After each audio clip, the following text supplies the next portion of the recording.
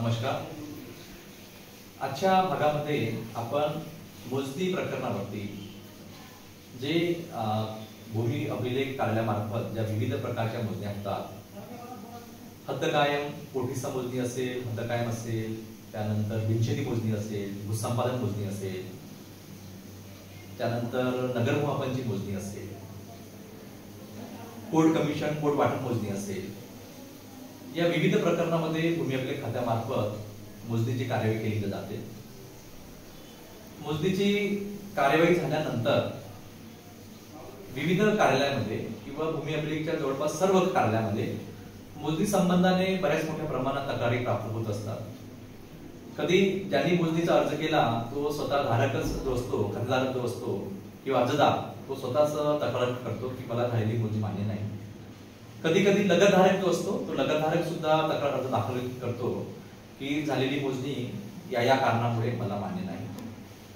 जेव्हा कोणत्याही मोजणी प्रकरणावर मोजणी झाल्यानंतर तक्रार प्राप्त होत असते, त्या तक्रार अर्जावरती कशा प्रकारे कार्यवाही करावी आणि त्याची जी काही प्रोसिजर आहे ती प्रोसिजर माननीय जमाबंदी आयुक्त आणि संचालक भूमी अभिलेख महाराष्ट्र राज्य पुणे यांनी दिनांक 4 एप्रिल 2025 ला एक परिपत्रक निर्गमित केले आणि त्या परिपत्रकामध्ये मोजणी प्रकरणावर आलेल्या तक्रारींचा निपटारा कशा प्रकारे करायला पाहिजे याबाबत सविस्तर सूचना दिलेल्या आहेत। आणि माननीय जमाबंदी आयुक्त आणि संचालक भूमी अभिलेख पुणे यांनी स्पष्ट केलेलं आहे की मोजणी प्रकरणावरती जर तक्रार काही आली असेल तर त्या मोजणी प्रकरणावर महाराष्ट्र जमीन महसूल अधिनियम 1966 चे कलम 247 मधील अपिलाची जी प्रोव्हिजन आहे त्या प्रोव्हिजन नुसार सर्व उपअधीक्षक भूमी अभिलेख यांनी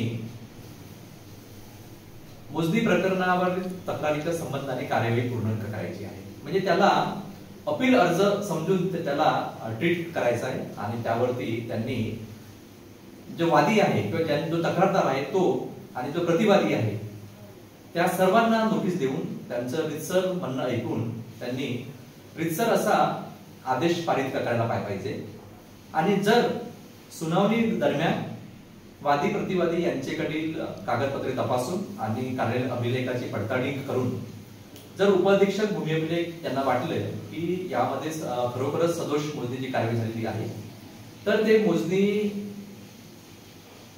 कार्यवाही किंवा मोजणीचा आलेख हे कधीही कोणत्याही स्तराला ते रद्द करू शकतात। जर त्यांना असे आढळून आले की झालेली मोजणीची कार्यवाही योग्य आहे, यामध्ये मोजणीची झालेली कार्यवाही किंवा मोजणी आलेख रद्द करण्याची आवश्यकता नाही, तर ते झालेली मोजणी कायम ठेवू शकतात आणि त्या अर्जदाराला ते सूचना देऊ शकतात की तुम्ही निमताना मोजणी फीचा कार्यालयात भरणाक्त करावा। म्हणजे निमताना मोजणी फी मध्ये जे काही यापूर्वी त्यांनी मोजणीसाठी पैसे भरलेले आहेत त्याच्या 3 पट पैसे भरून त्यांनी स्वतः कार्यालय प्रमुख म्हणजे उपअधीक्षक भूमी अभिलेख यांच्या मार्फत ते मोजणीची कार्यवाही करून घेऊ शकतात। उपअधीक्षक भूमी अभिलेख यांनी केलेली मोजणीची कार्यवाही जर त्यांना मान्य नसेल तर सुपर निमताना फीचा भरणांक करून ते जिल्हा अधीक्षक भूमी अभिलेख यांच्याकडून सुद्धा मोजणीची कार्यवाही करून घेऊ शकतात। दिनांक 4/4/2025 च्या परिपत्रकानुसार मोजणीच्या प्रकरणामध्ये ते संपूर्ण प्रकरणाची कार्यवाही EQJ कोर्टमध्ये घेऊन त्या EQJ कोर्टमधून ती कार्यवाही पूर्ण करून घ्यायला पाहिजे। तसा आदेश सुद्धा ऑनलाईन नागरिकांना उपलब्ध करून द्यायला पाहिजे आणि आपल्या कार्यवाही दरम्यान जो काही अंतिम आदेश पारित झाला असेल त्या अंतिम आदेशानुसार एकतर ती मोजणीची कार्यवाही कायम ठेवायला पाहिजे किंवा झालेली मोजणी किंवा मोजणीचा आलेख तो रद्द करून कार्यालयामार्फत ती पुनश्च मोजणी करून द्यायला पाहिजे। अशा प्रकारे जर सर्व कार्यालयांनी मोजणी तक्रार अर्जावरती कार्यवाही केली तर निश्चितच नागरिकांना त्याचा न्याय मिळेल आणि सर्व नागरिकांना त्याचा लाभ होईल। धन्यवाद।